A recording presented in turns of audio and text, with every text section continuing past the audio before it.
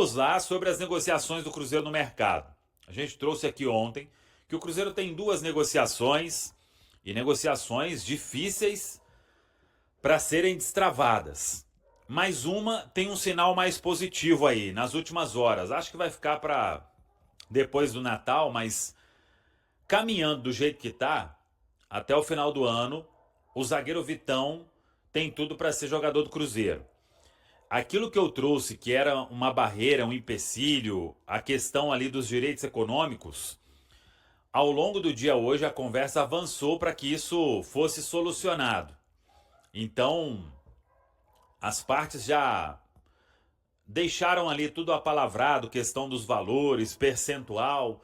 O Cruzeiro deve pagar mesmo algo aí na casa dos 7 milhões de euros, é o que vem sendo discutido. E agora, os jogadores que vão para o Inter estão sendo contactados aí pelo Internacional. O Japa seria uma questão por empréstimo. Então, até uma informação que, dependendo, ele não terá os direitos econômicos fixados, ou então será um valor aí considerável, porque o Cruzeiro entende que a negociação ela acontece com um esforço muito grande e mostra que o Cruzeiro quer muito o Vitão, né? Para atender aí a um desejo do técnico Tite e para trazer um zagueiro que é disputado aí, o Flamengo ainda na cola nessa história. Mas então essa questão dos valores, do percentual, isso já superado neste momento e agora faltando a parte dos atletas. O Internacional se acertar com o Japa, que vai emprestado, e o Internacional se acertar com o João Marcelo. E o que eu sei é que o Inter já fez o contato para começar ali o entendimento. Então, esse é um ponto também que precisa acontecer para que o martelo seja batido e aí as partes avancem para uma troca de documentação. Se não acontecer nada de especial aí nos próximos dias, né?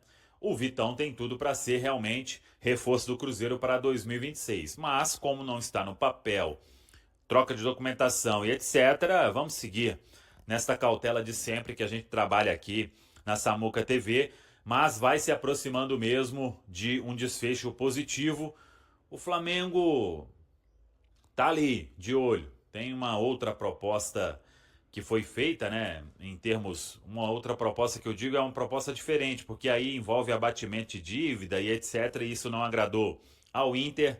Então, é acompanhar, mas de fato, as coisas vão caminhando para um final positivo, para o Vitão ser jogador do Cruzeiro. E a outra negociação que todo mundo sabe, e que se não der certo o Cruzeiro vai partir aí para um plano B, né?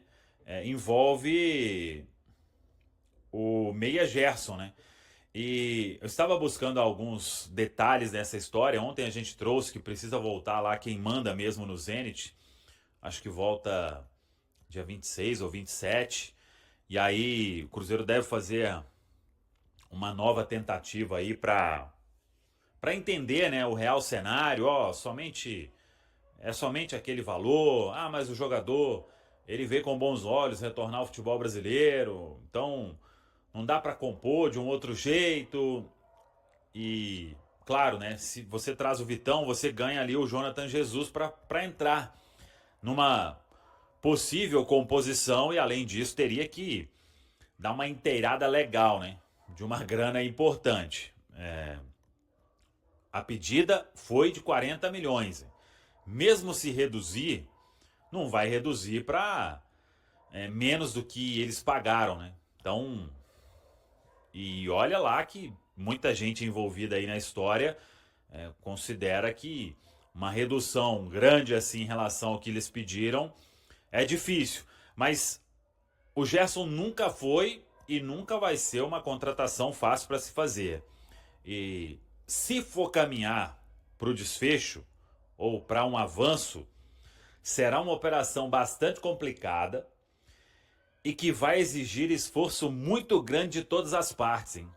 Aí, principalmente do Zenit, de diminuir de forma considerável essa pedida e do Cruzeiro, né? Vamos colocar aí num cenário, o Jonathan Jesus ele entraria sendo avaliado por quanto? Esse é um ponto. O Cruzeiro teria que inteirar mais o quê? Mesmo com o Zenit reduzindo a pedida, são valores que o Cruzeiro até hoje não pagou, né? Mas o fato é, o Cruzeiro quer muito o Gerson. O Gerson quer voltar ao futebol brasileiro. O Zenit não quer facilitar assim uma saída. Então, vamos aguardar. Não tem mais clima para o Gabigol no Cruzeiro. Essa é a minha percepção. Não sei qual é a percepção do cruzeirense e não sei qual é a percepção de quem faz o futebol do Cruzeiro. Mas olhando de fora, a minha percepção é que o Gabigol ficou sem clima para continuar no Cruzeiro. O pênalti perdido lá em Itaquera lógico que é muito pesado. E não aqui porque eu acho que perder pênalti faz parte do jogo, é coisa natural. Eu não vilanizo ninguém por perda de pênalti, a menos que o cara bata de sacanagem, como já aconteceu recentemente no futebol brasileiro, que eu não acho que tenha sido o caso do Gabigol naquela disputa na Neoquímica Arena, mas principalmente pelo baixo desempenho mesmo. Já foi tema aqui do vídeo, a gente não pode acusar o Gabigol no Cruzeiro de ter sido antiprofissional, de ter arrumado um tumulto porque ficou no banco. Não, acho que teve uma postura profissional com o Leonardo Jardim. Leonardo Jardim falou muito sobre isso na época, o antigo treinador do Cruzeiro, mas de fato ele não performou como um dos maiores salários do Brasil deveria. 13 gols, 4 assistências na temporada inteira, do ano inteiro de reserva, e ainda foi eclipsado, vamos dizer assim, pelo Caio Jorge, que foi um dos melhores jogadores do Brasil e teve o dobro de números dele, né? 26 gols e 8 assistências para o Caio Jorge, 13 gols e 4 assistências para o Gabigol. Então, assim, claramente não funcionou, e ainda com a vinda do Tite, e a gente sabe que Tite e Gabigol têm um histórico no mínimo tenso, né? Seja por declarações na seleção, na época da seleção, seja pelo próprio trabalho na seleção, depois no Flamengo.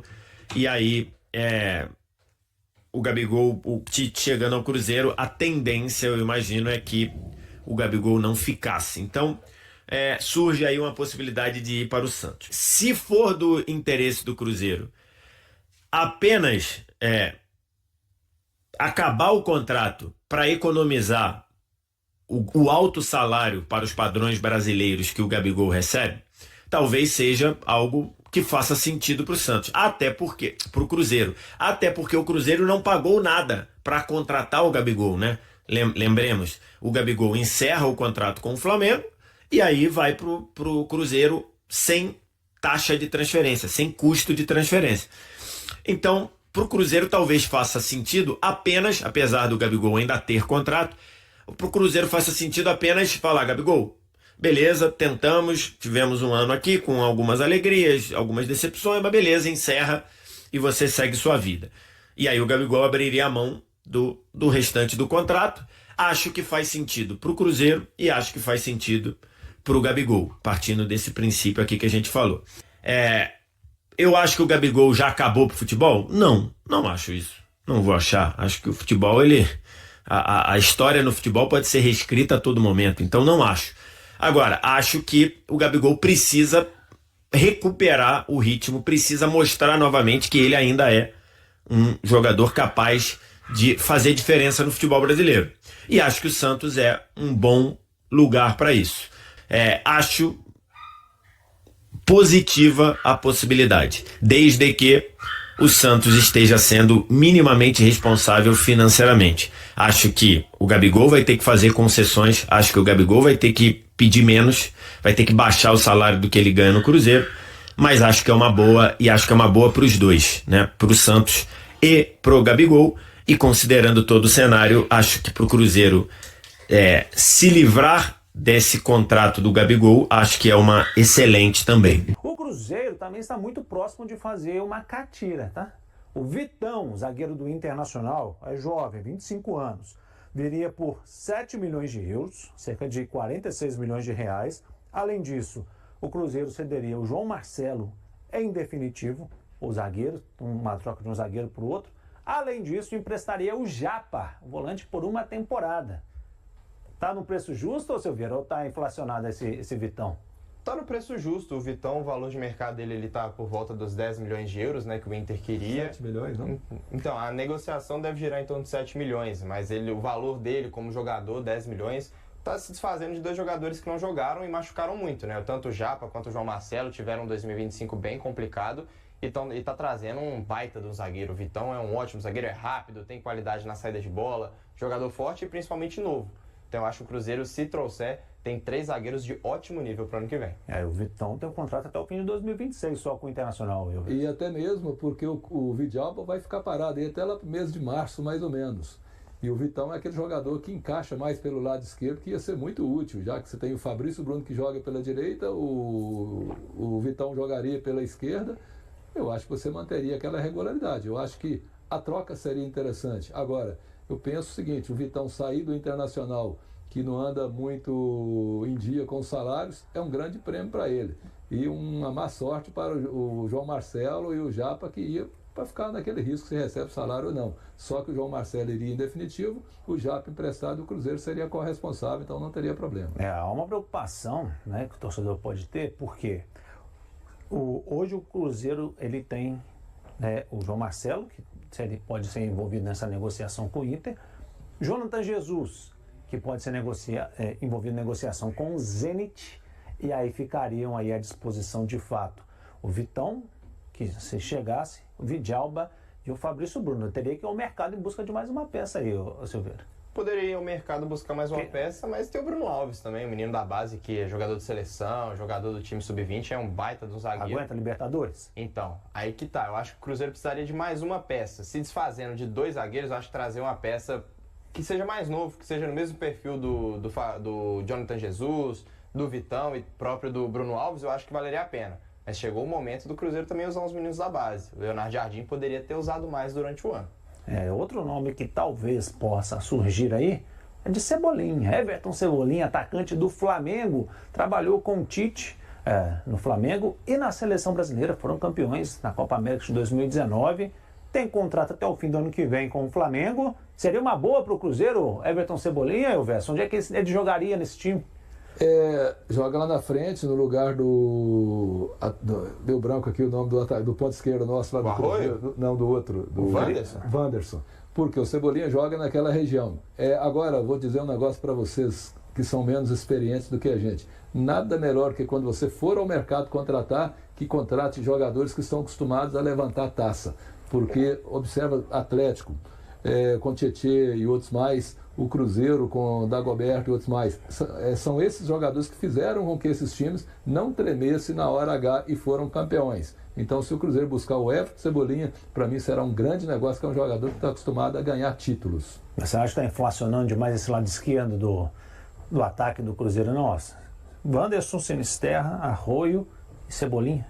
Eu acho que não tem necessidade de trazer um cara para jogar. Talvez seja um sinal de que o Sinisterra não vai ficar. Pode ser esse sinal, porque é um jogador que machucou muito, né?